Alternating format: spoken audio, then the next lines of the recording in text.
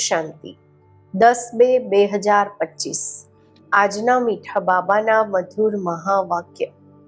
મીઠા બાળકો, તમને જે બાપ દ્વારા અદ્વૈત મત મળી રહી છે એ મત પર ચાલીને કળિયુગી મનુષ્યોને સત્યુગી દેવતા બનાવવાનું શ્રેષ્ઠ કર્તવ્ય કરવાનું છે. પ્રશ્ન છે, બધા મનુષ્ય માત્ર દુઃખી કેમ બન્યા છે? એનું મૂળ કારણ શું છે? ઉત્તર છે, રાવણે બધાને શાપિત કરી દીધા છે, એટલે બધા દુઃખી બન્યા છે. બાપ વારસો આપે છે, રાવણ શાપ આપે છે. આ પણ દુનિયા નથી જાણતી. બાપે વારસો આપ્યો ત્યારે તો ભારતવાસી આટલા સુખી, સ્વર્ગના માલિક બન્યા, પૂજ્ય બન્યા. શાપિત થવાથી પૂજારી બની જાય છે. ઓમ શાંતિ. બાળકો, અહીં મધુબનમાં આવે છે બાપ દાદાની પાસે.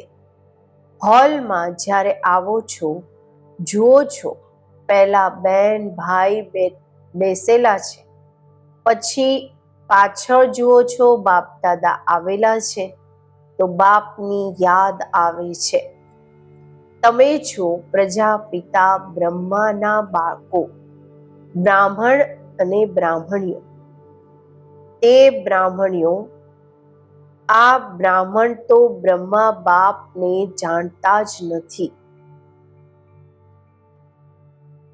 તમે બાળકો જાણો છો, બાપ જ્યારે આવે છે તો બ્રહ્મા વિષ્ણુ શંકર પણ જરૂર જોઈએ. કહે પણ છે ત્રિમૂર્તિ શિવ ભગવાન વાચ. હવે ત્રણેય દ્વારા તો નહીં બોલશે ને. આ વાતો સારી રીતે બુદ્ધિમાં ધારણ કરવાની છે. બેહદના બાપથી જરૂર સ્વર્ગનો વારસો મળે છે. એટલે બધા ભક્ત ભગવાન પાસે શું ઈચ્છે છે? જીવન મુક્તિ. અત્યારે છે જીવન બંધ. બધા બાપને યાદ કરતા રહે કે આવીને આ બંધનથી મુક્ત કરો. હવે તમે બાળકો જ જાણો છો કે બાપ આવેલા છે. કલ્પ કલ્પ બાપ આવે છે. તમે માત પિતા, અમે બાળક તમારા, પરંતુ આનો અર્થ તો કોઈ નથી જાણતું, નથી સમજતું. નિરાકાર બાપના માટે સમજી લે છે. ગાય છે પરંતુ મળતું કંઈ પણ નથી. હવે તમને બાળકોને એનાથી વારસો મળે છે, પછી કલ્પ પછી મળશે. બાળકો જાણે છે બાપ અડધા કલ્પના માટે આવીને વારસો આપે છે અને રાવણ પછી શ્રાપ આપે છે. આ પણ દુનિયા નથી જાણતી કે અમે બધા શાપિત છીએ. રાવણના રાજ્યમાં બાબા કહે છે રાવણનો શ્રાપ લાગેલો હોય છે એટલે બધા દુઃખી છે. ભારતવાસી સુખી છે. કાલે આ લક્ષ્મીનારાયણનું રાજ્ય ભારતમાં હતું. દેવતાઓની આગળ માથા ઝુકાવતા હતા, પૂજા કરતા હતા, પરંતુ સતયુગ ક્યારે હતું? બાબા કહે છે આ કોઈને ખબર નથી. હવે જુઓ, લાખો વર્ષની આયુ માત્ર સંગમ યુગની બતાવી દીધી છે. પછી ત્રેતાની, દ્વાપર કળિયુગની, એ હિસાબથી મનુષ્ય કેટલા બધા થઈ જાય. માત્ર સતયુગમાં જ એટલા બધા મનુષ્ય થઈ જાય. કોઈ પણ મનુષ્યની બુદ્ધિમાં નથી બેસતું. બાપ બેસીને સમજાવે છે કે જુઓ, ગવાય પણ છે 33 કરોડ દેવતાઓ છે. 33 કરોડ દેવતાઓ હોય છે. તો બાબા કહે છે થોડી કે કોઈ લાખો વર્ષમાં જ હોઈ શકે છે. તો આ પણ મનુષ્યોને સમજાવવું પડે. હવે તમે સમજો છો કે બાબા અમને સ્વચ્છ બુદ્ધિ બનાવે છે. રાવણ મલેચ્છ બુદ્ધિ બનાવે છે. મુખ્ય વાત તો આ છે, સતયુગમાં છે પવિત્રતા, અહીંયા છે અપવિત્રતા. આ પણ કોઈને ખબર નથી કે રામ રાજ્ય ક્યારેથી ક્યાં સુધી, રાવણ રાજ્ય ક્યાંથી ક્યાં સુધી હોય છે. સમજે છે કે આજ રામ રાજ્ય પણ છે, રાવણ રાજ્ય પણ છે. બાબા કહે છે તો રાવણ રાજ્ય ક્યાંથી ક્યાં સુધી હોય છે. બાબા કહે છે સમજે છે અહીંયા જ રામ રાજ્ય પણ છે, રાવણ રાજ્ય પણ છે. અનેક મતાંતર છે ને, જેટલા છે મનુષ્ય એટલી છે મતો. અત્યારે અહીં તમે બાળકો એક અદ્વૈત રાજ્ય મત મળી છે, તો બાપ જ શ્રીમત આપે છે. બાબા કહે છે તમે અત્યારે બ્રહ્મા દ્વારા દેવતા બની રહ્યા છો. દેવતાઓની મહિમા ગવાઈ છે. સર્વગુણ સંપન્ન, 16 કળા સંપૂર્ણ, સંપૂર્ણ નિર્વિકારી. બાબા કહે છે તો તે પણ મનુષ્ય, મનુષ્યની મહિમા ગાય છે. કેમ? જરૂર ફર્ક હશે ને. અત્યારે તમે બાળકો પણ નંબરવાર પુરુષાર્થ અનુસાર મનુષ્યને દેવતા બનાવવાના કર્તવ્ય શીખીએ છીએ. કળિયુગી મનુષ્યને તમે સતયુગી દેવતા બનાવો છો, અર્થાત શાંતિધામ, બ્રહ્માંડના અને વિશ્વના માલિક બનાવો છો. આ તો શાંતિધામ નથી ને. અહીં તો કર્મ જરૂર કરવું પડે છે. તે છે સ્વીટ સાયલેન્સ હોમ. બાબા કહે છે અત્યારે તમે સમજો છો કે અમે આત્માઓ સ્વીટ હોમ બ્રહ્માંડના માલિક બનીએ છીએ. ત્યાં દુઃખ સુખથી ન્યારા રહીએ છીએ. પછી સતયુગમાં વિશ્વ, બાબા કહે છે સતયુગમાં વિશ્વના માલિક બનો છો. અત્યારે તમે બાળકો લાયક બની રહ્યા છો. એમ લક્ષ્ય અને ઉદ્દેશ્ય એક્યુરેટ સામે છે. તમે બાળકો જ યોગ બળ વાળા,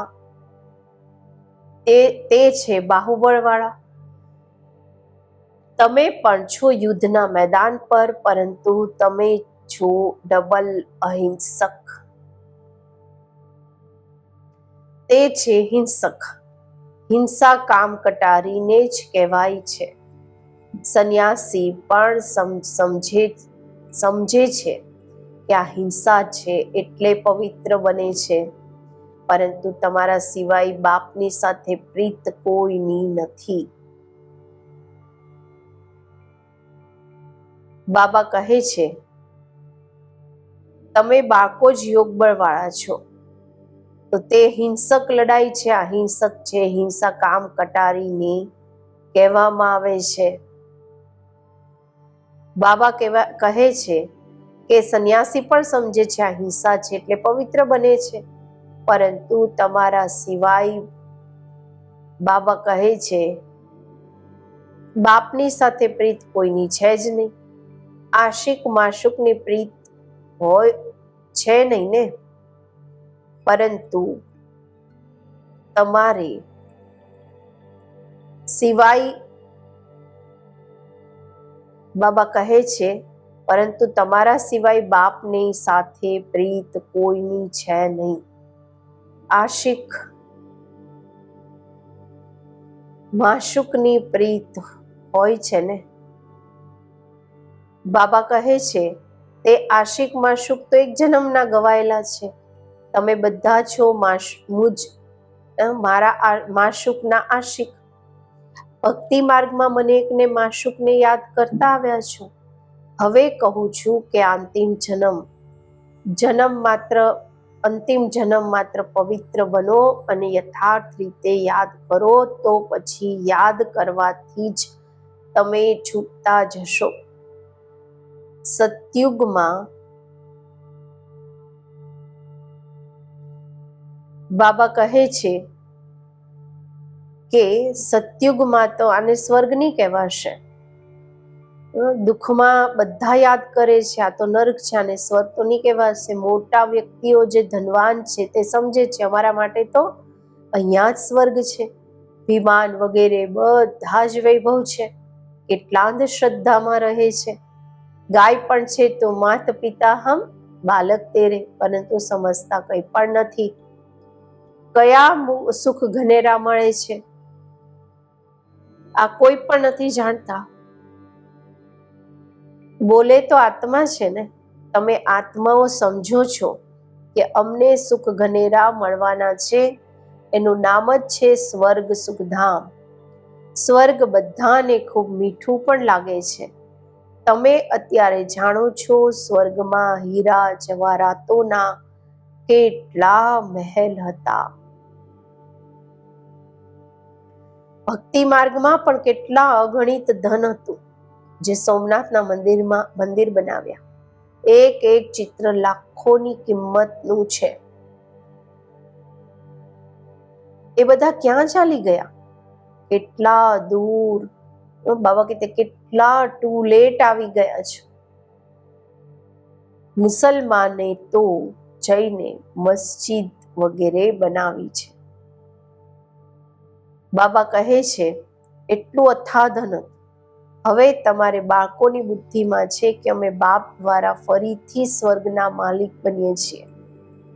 અમારા મહેલ સોનાના હશે.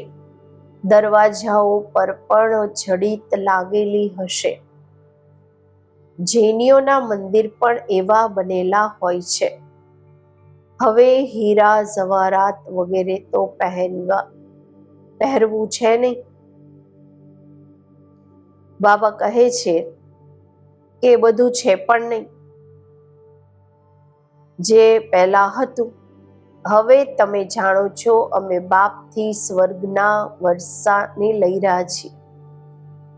તો બાબા કહે છે શિવ બાબા આવતા પણ નથી, ભારતમાં જ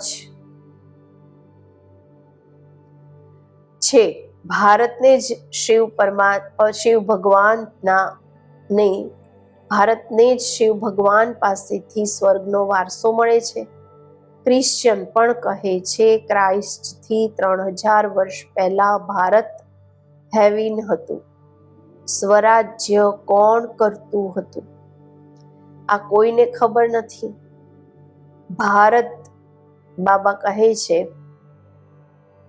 નિશ્ચય આપે છે કે ભારતમાં જ છે. ભારતને શિવ ભગવાનથી સ્વર્ગનો વારસો મળે છે.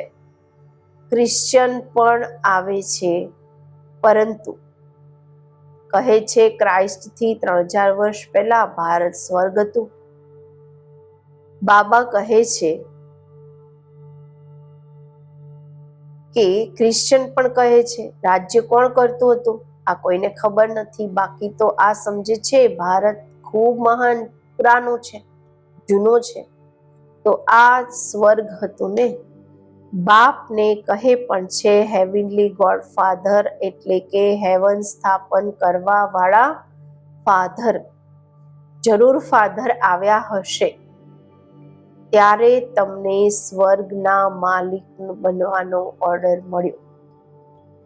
દરેક 5000 વર્ષ પછી સ્કૂલ બાબા કહે છે કેટલા વર્ષ પછી આ જોવામાં આવે છે. 5000 વર્ષ પછી સ્વર્ગના માલિક બનો છો. પછી અડધો કલ્પ રાવણ રાજ્ય શરૂ થઈ જાય છે. લક્ષ્મી નારાયણ કોઈ એક નહીં, એમની તો રાજધાની હશે ને. પછી એમના બાળકો રાજા બનતા હશે. રાજાઓને ખૂબ ઘણા બની ગયા હશે ને, આખી માળા બનેલી છે, માળાનું જ સિમરણ કરતા રહે છે ને. જે બાપના મદદગાર બની બાપની સર્વિસ કરે છે એમની જ માળા ચક્રમાં આવે છે. પૂરા ચક્રમાં આવશે, પૂજ્ય પૂજારી બને છે, એમનું જ આ યાદગાર છે. તમે પૂજ્યથી પૂજારી, બાબા કહે છે કે તમે પૂજ્યથી પૂજારી બનો છો તો પછી અમને માળા,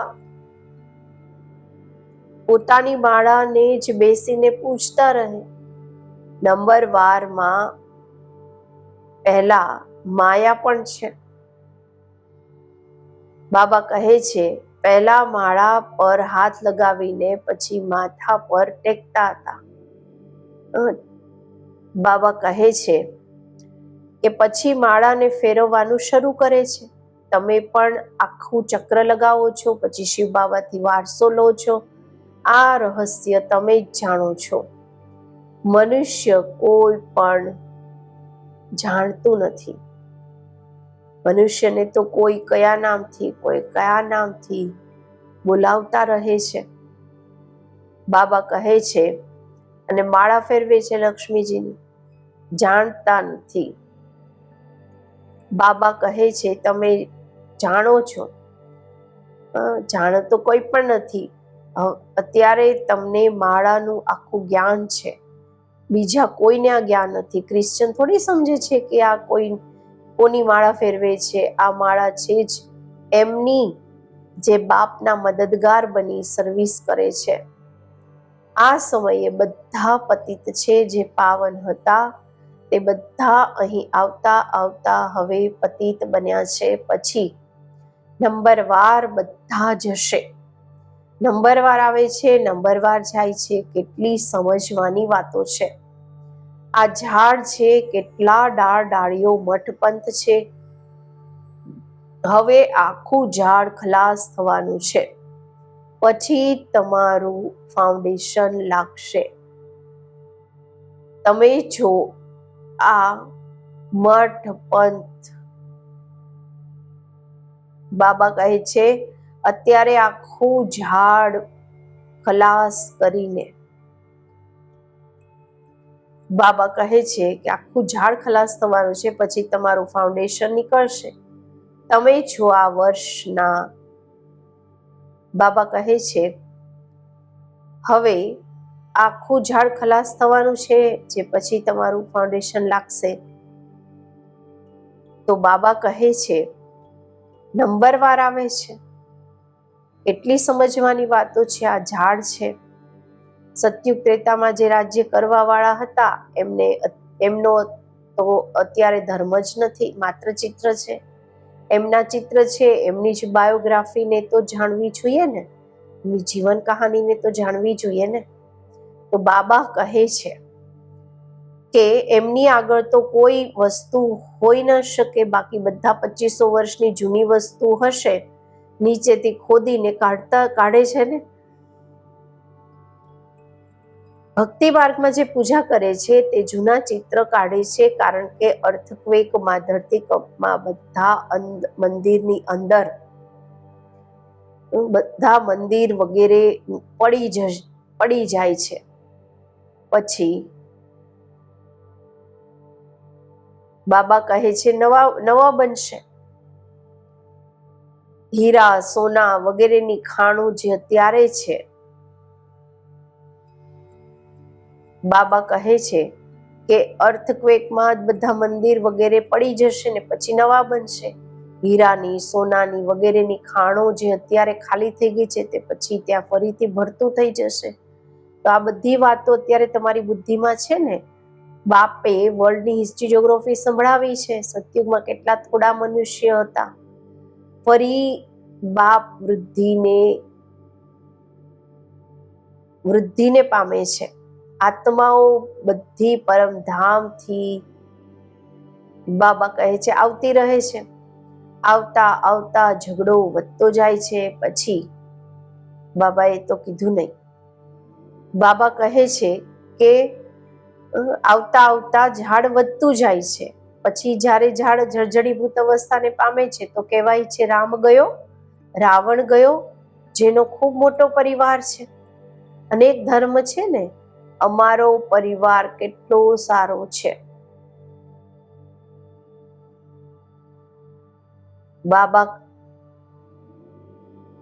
અમારો પરિવાર કેટલો નાનો છે, આ માત્ર બ્રાહ્મણોનો જ પરિવાર છે. તે કેટલા અનેક ધર્મ છે, જનસંખ્યા બતાવતા રહે છે ને, તે બધા છે રાવણ સંપ્રદાય. આ બધા જ હશે, બાકી થોડા જ રહેશે. રાવણ સંપ્રદાય પછી સ્વર્ગમાં નહીં આવશે, બધા મુક્તિધામમાં જ રહેશે. બાકી તમે જે ભણો છો તે નંબરવાર આવશે સ્વર્ગમાં. હવે તમારે બાળકોએ સમજવાનું છે કે કેવી રીતે આ વિશ્વ નિરાકારી ઝાડ જર્જરીભૂત અવસ્થામાં છે. આ મનુષ્ય સૃષ્ટિનું ઝાડ છે.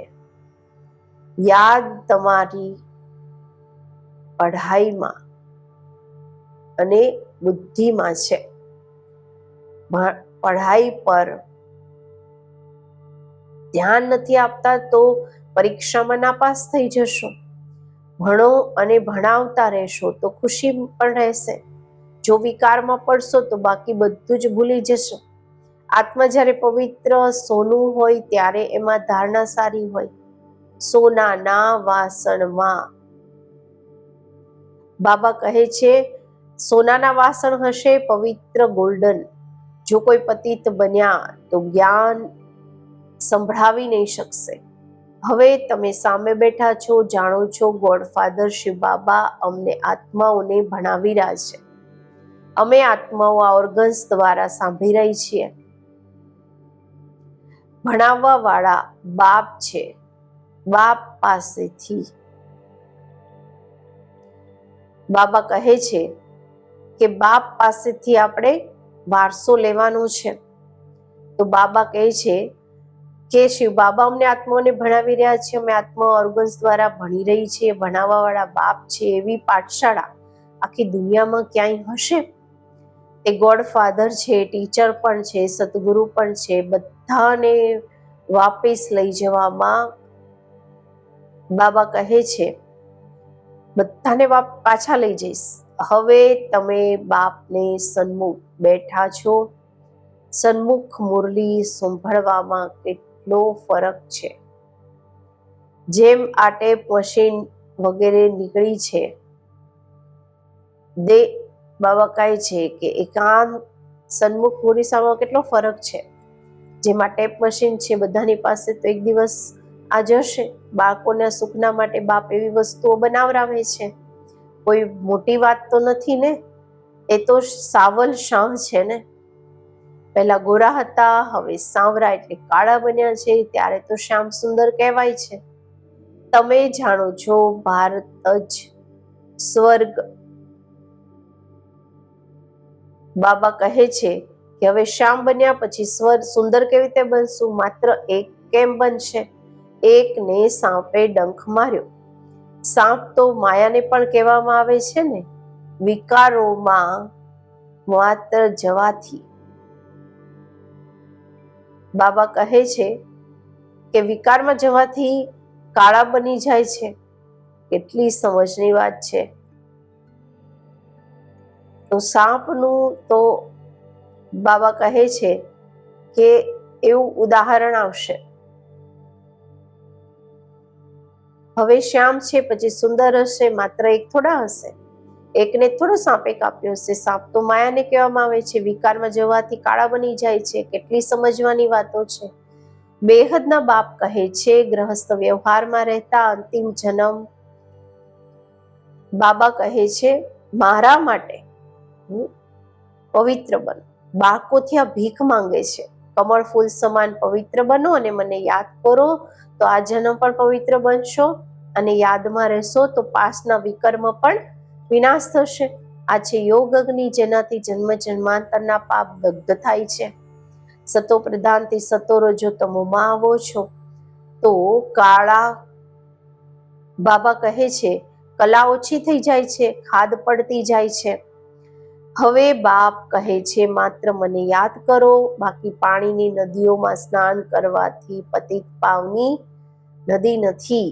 નદી તો સાગરમાંથી જઈને મળે છે. પહેલા તો સાગર પતિત પાવન હોવો જોઈએ ને. સારું. મીઠા મીઠા સિકલધા બાળકો પ્રતિ માત પિતા બાપ દાદાના યાદ પ્યાર અને ગુડ મોર્નિંગ. રૂહાની બાપના રૂહાની બાળકોને નમસ્તે. આપણે રૂહાની બાળકોના રૂહાની બાપને નમસ્તે. ધારણા માટે મુખ્ય સાર. પહેલું છે, વિજયમાળામાં આવવાના માટે બાપના મદદગાર બની સર્વિસ કરવાની છે. એક માશુકના ની સાથે સાચી સાચી પ્રીત લગાવવાની છે. એક નિજ યાદમાં રહેવાનું છે. આજનું બીજી પોઈન્ટ છે, પોતાની એક્યુરેટ એમ ઓબ્જેક્ટને લક્ષ્યને ઉદ્દેશને સામે રાખી પૂરો પુરુષાર્થ કરવાનો છે. ડબલ અહિંસક બની મનુષ્યને દેવતા બનાવવાનું શ્રેષ્ઠ કર્તવ્ય કરવાનું છે. આજનું વરદાન, વિજયપણાના નશા દ્વારા હંમેશા હર્ષિત મુખ રહેવા વાળા, સર્વ આકર્ષણોથી મુક્ત ભવ.